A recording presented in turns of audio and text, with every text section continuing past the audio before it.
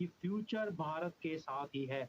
OIC की जहाँ तक बात है तो यकीनन पाकिस्तान ने प्रेशर डाला होगा, तो ओआईसी ने एक स्टेटमेंट दे दिया और उसकी कोई खास अहमियत नहीं ली जाएगी भारत में, क्योंकि उनके चाहे फॉरेन मिनिस्टर हों चाहे प्राइम मिनिस्टर हों, वो पहले ही हर बात पे काफ़ी सख्ती के साथ बात करते हैं और उनका ये कहना है कि जो फैसला भी वो करेंगे वो उनका अपना होगा, वो किसी के प्रेशर में आके बात नहीं करेंगे। चाहे उससे पहले रशियन ऑयल की बात हो या किसी कंट्री के साथ बात हो, उन्होंने ना कभी अमेरिका की बात सुनी है ना किसी और की। और अब तो सबसे ज़्यादा ज़ाहिर है पैसे से फ़र्क पड़ता है, पैसा भी है उनके पास, तो मुझे नहीं लगता कि ओआईसी के किसी तरह के स्टेटमेंट से भारत की गवर्नमेंट को कोई फ़र्क पड़ने वाला है। बल्कि यही है कि जो बहुत से लोग कहते हैं कि जी जो अगली जंग होगी वो इस तरह से नहीं होगी कि जो टैंक या हथियारों के ज़रिए हिंदुस्तान पाकिस्तान की, वो ऐसा ही होगा कि डेवलपमेंट करके और अपना काम दिखाकर जो है भारत जो है वो बगैर गोली चलाए, बगैर कोई हमला किए ही जो है वो कश्मीर को जीत लेगा। और लग यही रहा है क्योंकि हमारी तरफ कोई काम नहीं किया जा रहा और उनकी तरफ जो है वो काफ़ी प्रोग्रेस दिखाई देती है। मैडम, एक होता है प्रोग्रेस दिखाना। अब बहुत सारे कश्मीरियों का कहना यह है कि उनको दबाया जा रहा है। मिसाल के तौर पे जिस दिन 370 के हवाले से सुप्रीम कोर्ट का फैसला आना था, तो जो लीडरशिप थी उनको घरों में नज़रबंद कर दिया गया था। ये जो नज़रबंद कर देना, उमर अब्दुल्ला को इतने साल नज़रबंद करके रखा है, ये आप समझती हैं is this a right method एक डेमोक्रेसी को जो है वो लोगों के हकूक बुनियादी छीन ले, लीडरशिप को जेलों में डाल दे और कहे जी हम इलेक्शन नहीं करवाते? ये तो शॉर्ट टर्म अरेंजमेंट है ना। लॉन्ग टर्म अरेंजमेंट क्या है उनके पास? मोदी साहब, कई लोग कहते हैं खौफ का इस्तेमाल करते हैं, जेलों में डालते हैं, फौज का इस्तेमाल कर रहे हैं। तो ये आपको लगता है कि ये स्ट्रैटेजी मोदी साहब की कामयाब रही है, इसीलिए जो है वो किसी हद तक चीज़ें जो है वो पुरसकून है कश्मीर के अंदर? सर हो सकता है कि मोदी जी जो है वो फ़ौज का इस्तेमाल करते हों, लेकिन हमारे यहाँ तो उल्टा है ना, हमारे यहाँ तो फ़ौज इस्तेमाल करती है। लेकिन ये ज़रूर है कि जिनकी आप बात कर रहे हैं वो लोग तो अपनी जो वीडियोज़ थी वो अपलोड कर रहे थे सेम उसी दिन जिस दिन ये उसका सुप्रीम कोर्ट का फैसला है, उस दिन उनकी डिफरेंट वीडियोज़ सामने आई हैं और ज़ाहिर है कि अगर उन्हें नज़रबंद किया गया होता, तो फिर वो इस वीडियो तो नहीं डाल सकते और उस वीडियो में कहीं ज़िक्र तो करते कि नज़रबंद है। उसमें से किसी ने नहीं कहा कि हम हाउस अरेस्ट हैं। वो सिर्फ यही बताते रहे कि उनको फैसला सही नहीं लगा और ठीक नहीं हुआ, जो भी उनका ओपिनियन था। लेकिन सर आप देखें इतने टाइम से जब से 370 हटाया गया है, वहाँ पर जो एक हंगामा रहता था, हर वक्त लड़ाई झगड़ा रहता था, पत्थरबाजी होती थी, लोग बहुत मारे जाते थे, वो सब तो बंद हो गया है। तो इस तरीके से लगता तो यही है कि उन्होंने अगर ऐसा किया है तो ठीक किया है, मगर ये ज़रूर है कि जो लीडरशिप वहाँ की है तो ज़ाहिर है वो भी कुछ ना कुछ खा कमा रहे होंगे ना। जो हमारे यहाँ के लीडर्स करते हैं उससे अलग लीडर तो नहीं है हिंदुस्तान के, तो हो सकता है उनको ये नुकसान। सर पाकिस्तान का केस भी कमज़ोर हुआ है, पाकिस्तान की ज़ाहिर इकोनॉमी जहाँ चली गई और पाकिस्तान की जो हालत हुई बीच में, तो बिल्कुल ऐसा लग रहा था कि बहुत ज़्यादा हालत ख़राब है। तो वो सब देखते हुए पाकिस्तान की कोई बात सुनता भी नहीं है और कोई सुनना चाहता भी नहीं है। अगर बेशक सही भी कह रहे हो तो लोग उनकी बात को कोई अहमियत नहीं देते। इसीलिए जो है वो मुझे नहीं लगता कि इंडिया को किसी तरीके से भी प्रेशराइज़ किया जा सकेगा या कर पाएँगे पाकिस्तान की तरफ से।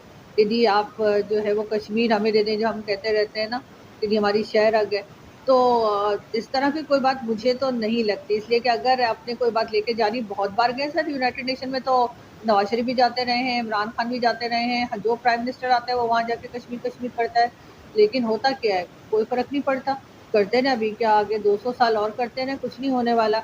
लेकिन सारी बात ये है कि अगर उन्होंने वहाँ पे डेवलपमेंट अपनी ज़्यादा कर ली, जो अभी स्टार्ट हुई है, बहुत ज़्यादा कर ली और यहाँ पे कुछ ना हुआ, हमारी तरफ के कश्मीर में कुछ ना हुआ, तो फिर और क्या मुँह लेकर जाएँगे यूनाइटेड नेशन में? वो कहेंगे अच्छा आपको ये कश्मीर भी दे दें ताकि आप उसका भी यही हाल कर दें जो यहाँ पर किया है। यहाँ पे तो अगर आप कभी गए हो तो ना रोड्स ठीक है, ना बाकी कोई फैसिलिटी है, इंटरनेट भी नहीं चलता, मोबाइल सर्विसेज़ भी बंद हो जाती हैं। मैंने तो खुद एक वीडियो बनाई है जो कि मुझे कंपनी ने कहा था, जो कम मेरे साथ और भी कई लोग थे, कई जर्नलिस्ट थे जो कि यूट्यूब चलाते हैं। तो उन्होंने कॉन्टैक्ट किया था कि जी हमें टावर नहीं लगाने दे रहे, हमसे पैसे ज़्यादा माँग रहे हैं, गवर्नमेंट की बात हो रही थी, उस वक़्त इमरान खान की गवर्नमेंट थी।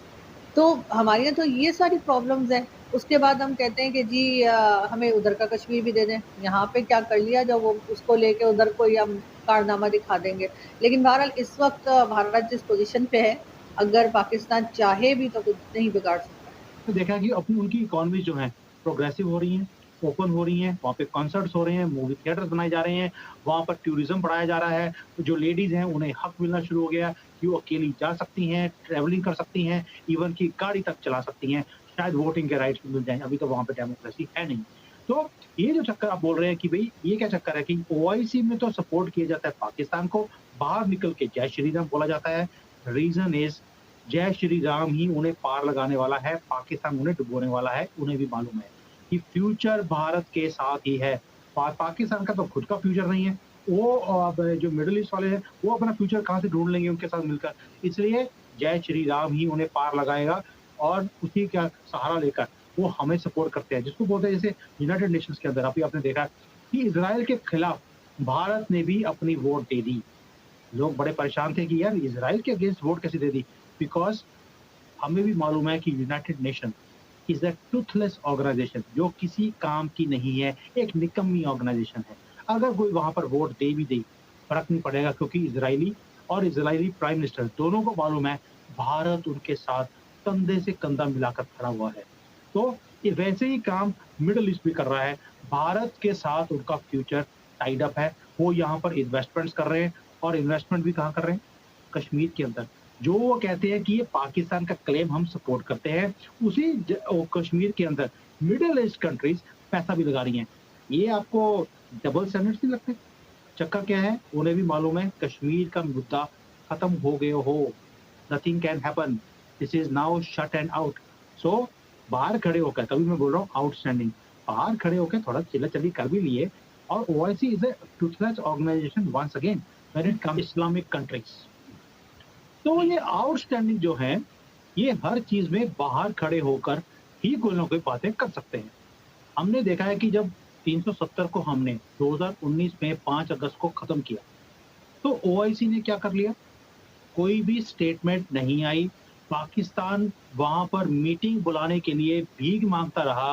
उन्होंने बुलाया पीछे हट और उन्होंने मोदी जी को बुलाया और हाईएस्ट अवार्ड जो दिए हैं वो 370 खत्म करने के बाद ही दिए हैं। पाकिस्तान के मुँह के ऊपर ताला लगा दिया। उसके बाद भी आपने देखा इतने सालों में कोई भी हरकत नहीं हुई। रिसेंटली हमने पिछले 1 साल में देखा है कि कहीं न कहीं पाकिस्तान को खुश करने के लिए वो ऐसे स्टेटमेंट दे देते हैं कि भई हम आपके साथ खड़े हैं, आपका जो क्लेम है कश्मीर के ऊपर उसके साथ हम खड़े हैं। रीज़न क्या है? रीज़न एक ही है, ये सारे जो कंट्रीज़ हैं आउटस्टैंडिंग इस्लामिक कंट्रीज़, ये चलती हैं पैसे से। यहाँ पैसा मिलता है या दिखता है, ये वहीं पे लेट जाते हैं। अब आप सोचेंगे कि यार मिडल ईस्ट है, ये तो खुद पैसे जो है इनके पास है, इनको पाकिस्तान से पैरवी करने की ज़रूरत क्या है? ओ भाई पाकिस्तान भी बेवकूफ़ नहीं है। उन्होंने भी देख लिया कि भई ये इस्लामिक कंट्रीज़ हमारे साथ तभी लगेंगी जब ये पैसे इनके फँसे होंगे और सऊदी अरेबिया से भी पैसे लगवा लिए। यूएई से पैसे लगवा लिए, अब वो पैसे वापस माँग रहे हैं, ये दे नहीं रहे। पाकिस्तान बोल रहा है कि भैया पैसे वापस चाहिए, पहले आप ये मीटिंग में कश्मीर का मुद्दा हमारी फ़ेवर में आप जवाब दीजिए, उसके बाद हम आपके पैसे देने की सोच सकते